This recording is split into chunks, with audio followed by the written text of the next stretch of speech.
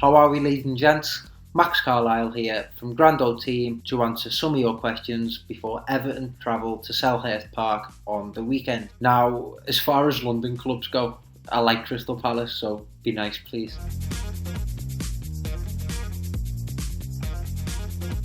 Without any shadow of a doubt, no question at all, this is Carlo Ancelotti's first full season in charge of the club, and he's really gone about putting his own stamp on the recruitment, bringing in players that have worked under him before in Alan at Napoli and James Rodriguez at both Real Madrid and Bayern, and of course he brought in Abdoulaye Doucouré from Watford, who by all accounts has been on the club's radar for a while. Now, anybody that watched us last season will know full well that the midfield was ultimately our downfall. We were far too soft in the middle. Partnerships didn't really seem to complement each other, and it was just too easy to play through. I've seen a really interesting stat recently that basically sums up how things have changed. Everton have played more passes than any other team, had the second most shots. James has played 3 times more through balls than anyone in the league. Alan and Richarlison are top 10 for tackles, and Calvert-Lewin is top scorer. That just speaks volumes in and of itself. After initially bidding for him and the bid being rejected by all accounts, Everton opted to sign Alex Iwobi. Now, I much prefer Wilfried Zaha to Alex Iwobi. I think you've got a tremendous player in Wilf Zaha. Whether he wants to stay, whether he wants to leave, there's obviously been loyalty demonstrated there in that he did come back after Manchester United. I believe he left far too early, and he's got a home there at Crystal Palace.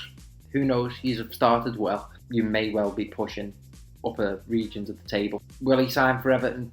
As I say, we're signing Iwobi. We've also got Theo Walcott, Bernard. We've got a host of wide options there. I can't really see it. Now, Yannick Bolasie signed for us, I believe, for 26 million in 2016. I believe we signed him predicated on just how well he played against us. He played really well against us, and he always seemed to get a goal or two. He also played exceptionally well against our neighbours Liverpool, who we could really do with given our recent record in derby fixtures. But obviously now that's 4 years ago. He's had several loan spells to Aston Villa, which I believe he was sent back from. Anderlecht, Sporting Lisbon. I think he's like 31 now. I think he's only scored 2 goals in the years that he's been here. I think obviously to look at that from another angle, he did sustain a serious ACL injury against Manchester United, but I can't see it. Sorry. I mean, he's great on social media. He's always engaging with the fans, but at the end of the day, this is a results industry.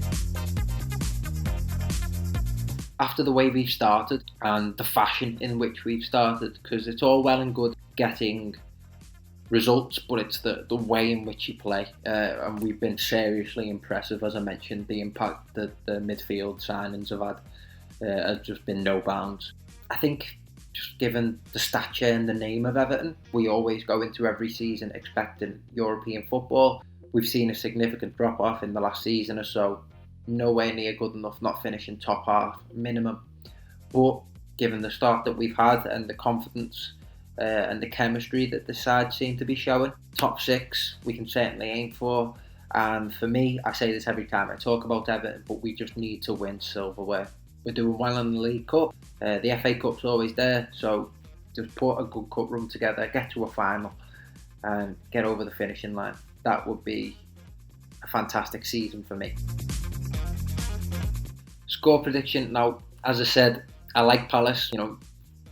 Going through just looking back, we've got Andy Johnson off here. I liked Andy Johnson, and you've currently now got James McCarthy. James McCarthy was one of my favourite players, especially in his first season at Everton.